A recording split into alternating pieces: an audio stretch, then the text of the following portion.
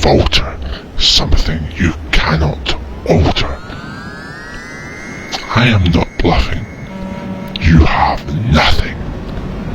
And so it is here the light wanes, where a single giant remains.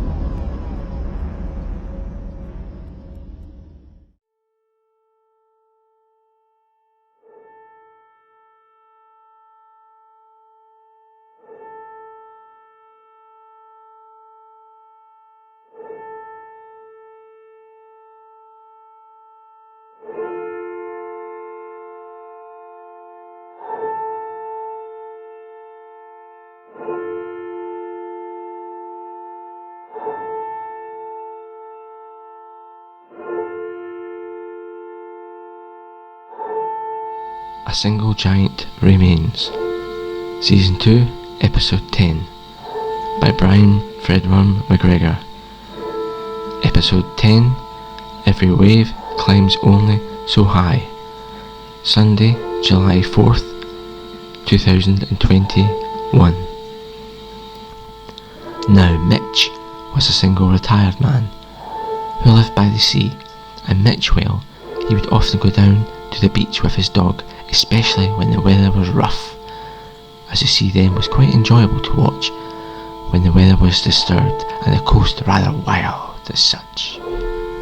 Normally he also went down to the beach with his metal detector to see what could be found, although he never found anything valuable, ever as in ever, or at least of heightened value.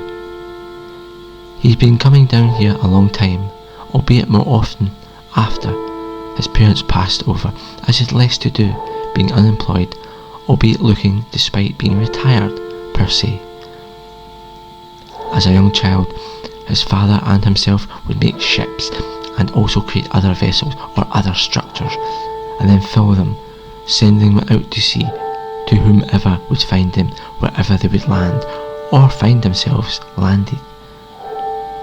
He, Mitch, did this for many years as a kid and found it very enjoyable, though never bothered as such as an adult, for more obvious reasons, in that he had strong memories to this, although his father did it more often than him.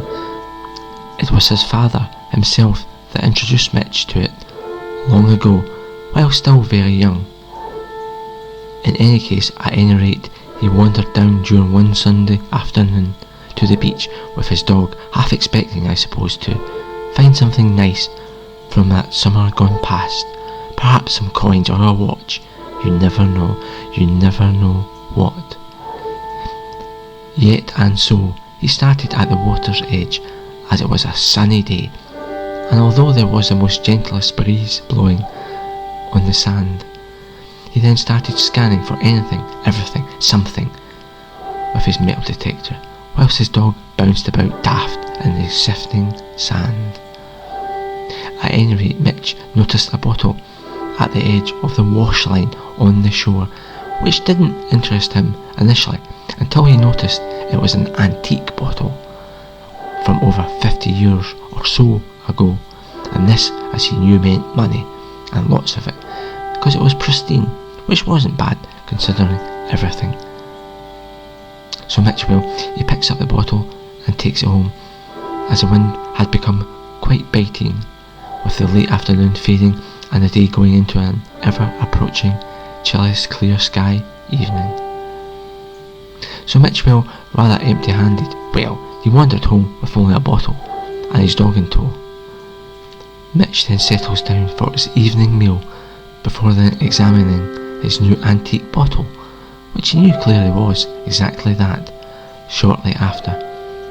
As it turned out, it was incredibly valuable, worth much money, as it was expensive, yet a rare brand of beer with a rubber seal and a metal clasp that kept the beer inside very frothy and not flat. This of course also meant it was completely hermetic, as best possible.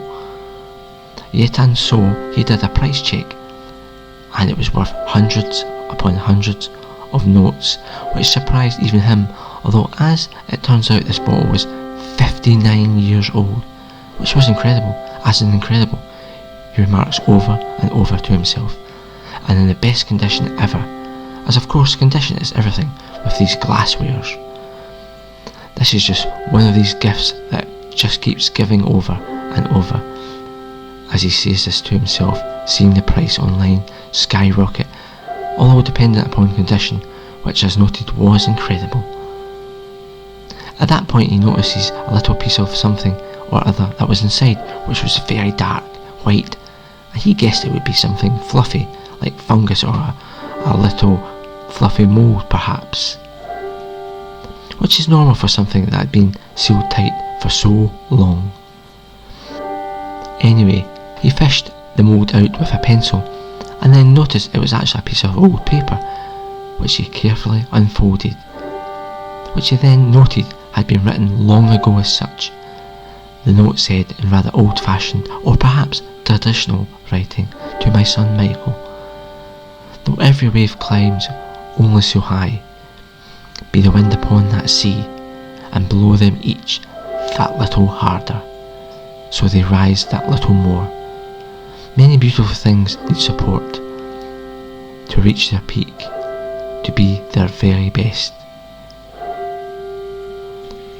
Well, Mitch, he was astounded, simply astounded, by its beauty, although more so by the fact that it was his own dad's handwriting.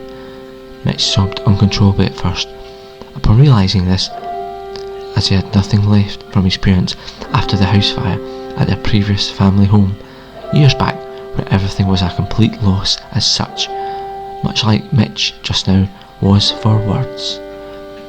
So Mitch, he had never been happier now, and he rose that day to somewhere new, out of somewhere much darker. That last wave changed everything at that shoreline within Mitch's world, and the wave, not only from the sea, but also in a sense from within the bottle by his dearly departed father as such, which came as great advice. Mitch was never the same and changed in many ways. He got that job, and got that note framed, but also kept the bottle, as it was worth more than money, at least to him, by him. The end. Another Brian Fred Warren MacGregor production. Sunday the 4th of July 2021.